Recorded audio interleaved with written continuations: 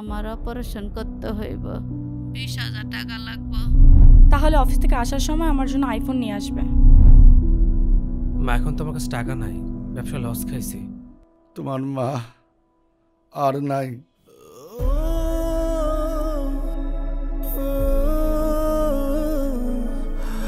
Doctor বলছিল কালকের মধ্যে যদি চিকিৎসাটা শুরু করা যাইত তাইলে তোমার মাকে বাঁচানো সম্ভব হইতো।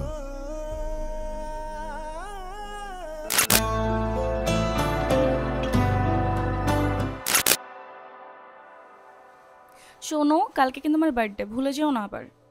তোমার বার্থডে আমি কিভাবে ভুলে যাব? তোমার কিছু মনে আছে? কি মনে থাকবে? তুমি গত বছর বলেছিলে এই বার্থডেতে আমাকে আইফোন কিনে দেবে। হ্যাঁ, বলেছিলাম তো।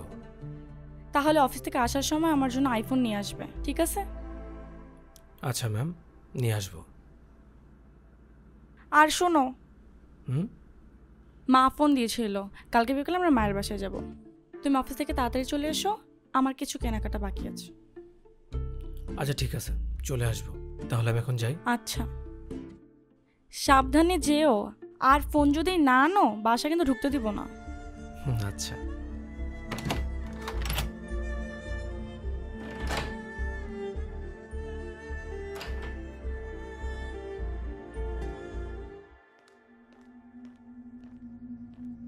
মাস শেষে এত খরচ, তার উপর আবার নীরার ফোন কেনার আবদার। নীরাকে ভালোবেসে বিয়ে করেছিলাম, তাই ওর কোনো আবদার ফেলতে পারি না। সর্বোচ্চ চেষ্টা করি নীরাকে ভালো রাখার।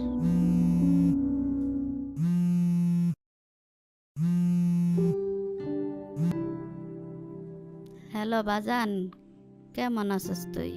এই তো মা, আলহামদুলিল্লাহ ভালো আছি। তুমি কেমন আছো? আমার শরীরটা ভালো না। কি হয়েছে মা? আমার বুকের ব্যথাটা না অনেক বাড়ছে। ঠিক মতো ওষুধ খাও না তুমি? হ বাবা, ওষুধ তো খাই। বাবা, তোরে অনেক দিন ধরে দেখি না, তোরে দেখানোর লেগে অনেক মনটা ছটফট করতেছে। বাবা, তুই একটু বাড়ি আবি। আচ্ছা মা, কিছুদিন পরে আসবো। বাবা, ডাক্তারে কইছে কি আমার অপারেশন করতে হইব, 20,000 টাকা লাগবে। তোর কাছে কি টাকা হইব? তাহলে অফিস থেকে আসার সময় আমার জন্য আইফোন নিয়ে আসবে। মা, এখন তো আমার কাছে টাকা নাই, ব্যবসা লস খাইছি। আমার নিজেটা এখন 1,00,000 টাকা খুব দরকার, নয়তো বিপদে পড়ে যাব। তারপরেও মা, দেখি আমি কোনোভাবে ব্যবস্থা করতে পারি কিনা। আর তা না হলে তোমাকে সামনে মাসে ঢাকা এনে বড় হাসপাতালে চিকিৎসা করাবো। তুমি টেনশন করো না একদমই। ঠিক আছে বাবা, তুমি কোনো টেনশন কইরো না। দেখবা, আল্লাহর পর ভরসা রাখো, আল্লাহ সব ঠিক করে দিব। আচ্ছা মা, আমি অফিসে যাচ্ছি, তোমার সাথে পরে কথা হবে।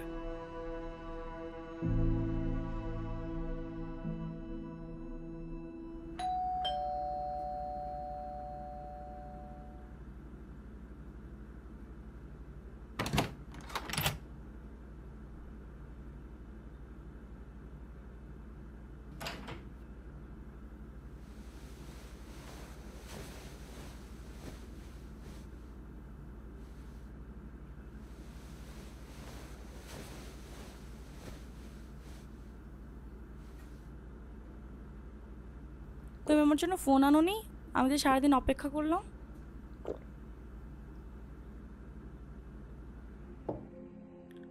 কিছুদিন পর কিনে দেব, অনেকগুলো টাকার ব্যাপার তো। এদিকে মা অসুস্থ, মাকে ডাক্তার দেখাতে হবে। মা আজকে কল দিয়ে বিশেষ টাকা চেয়েছিল চিকিৎসা করানোর জন্য। ভাবতেছি মাকে ঢাকা এনে ভালো একটা ডাক্তার দেখাবো।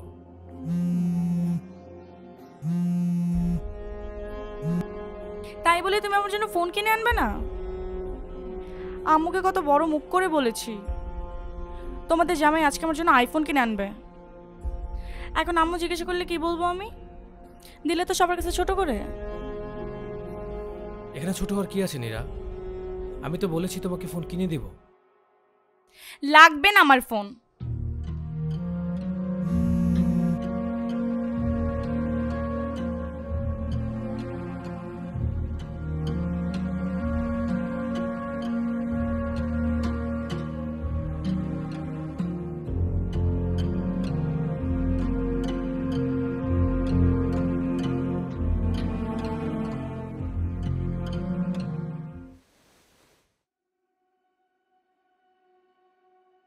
মা এত কথা তো বলতে পারবো না, আসবো না মানে আসবো না।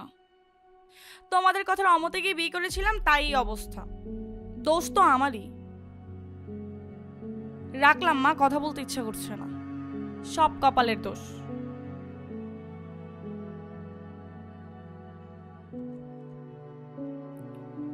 অফিস থেকে ফেরার সময় তোমার আইফোন নিয়ে আসবো, আর মাকে বলো আমরা আসছি। সত্যি তো, নাকি আবার খালি হাতে চলে আসবা? হ্যাঁ সত্যি। আর কথা কথায় বলা বন্ধ করো, তোমাকে বিয়ে করে আমার ভুল হয়েছে। সরি, এটা তো আমি রাগে বলি, তুমি রাগ করো না। ঠিক আছে, বাট নেক্সট টাইম রাগ করেও না। ওকে বাবা, আর বলবো না। আচ্ছা আমি রেডি হয়ে অফিসে যাই। আচ্ছা ঠিক আছে, সাবধানে যেও।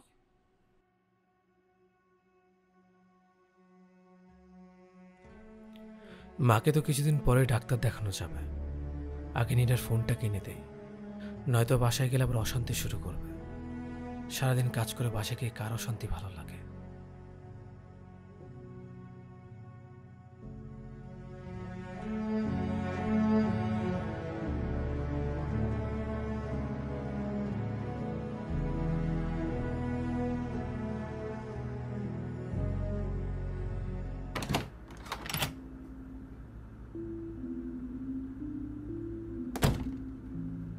Happy birthday.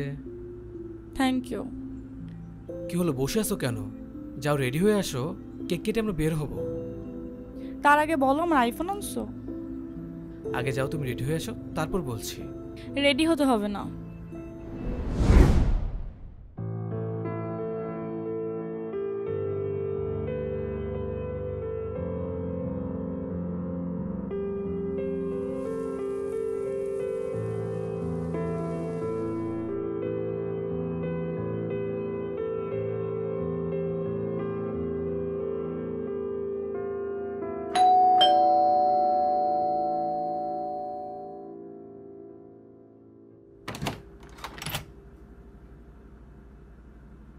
বাবা আপনি কেমন আছেন?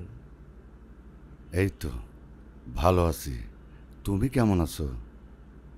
এই তো বাবা ভালো আছি, ভেতরে আসেন।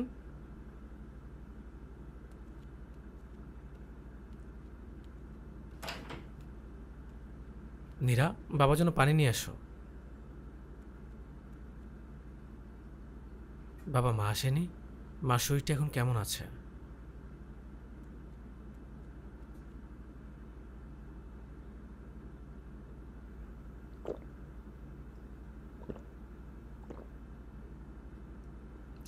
তোমার মা বলল তোমার নাকি ব্যবসার অবস্থা ভালো যাইতেছে না? ব্যবসায় নাকি বড় একটা লস খাইছো?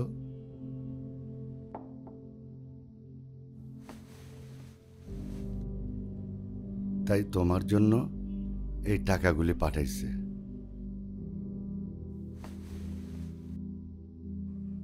ধন্যবাদ বাবা। আপনি একা আসলেন কেন? মাকেও নিয়ে আসতেন। আজকে তো আপনাদের বৌমার জন্মদিন। তোমাকে একটা কথা জানানো হয় নাই, গতকাল রাত্রে তোমারে কল দিছিলাম, হয়তো তুমি কাজের চাপে কলটা ধরতে পারো নাই। তোমার মা আর নাই।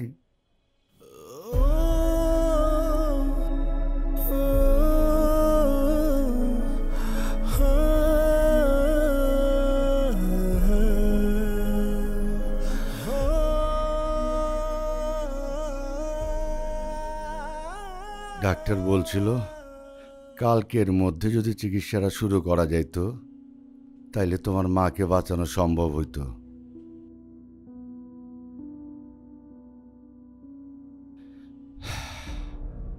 জমি বেচার টাকাগুলি ছিল, আমি কইছিলাম সেই টাকা দিয়ে চিকিৎসা শুরু করতে। তোমার মা রাজি হয় নাই। তোমার নাকি অনেক সমস্যা, টাকাগুলি নাকি তোমার বেশি প্রয়োজন।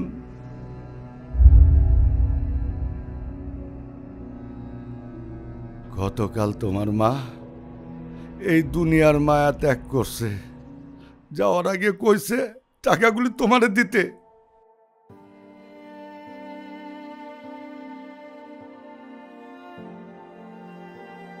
তোমার মা তোমার শেষবারের মতো দেখতে চাইছিল, কিন্তু তুমি সময় পাও নাই। যদি সময় পাও, শেষবারের মতো মায়ের কবরটা জিয়ারত করে আইসো। এখন তাইলে আমি আসি, বাড়িতে অনেক কাজ আছে। ভালো থাইকো, ভালো থাইকো।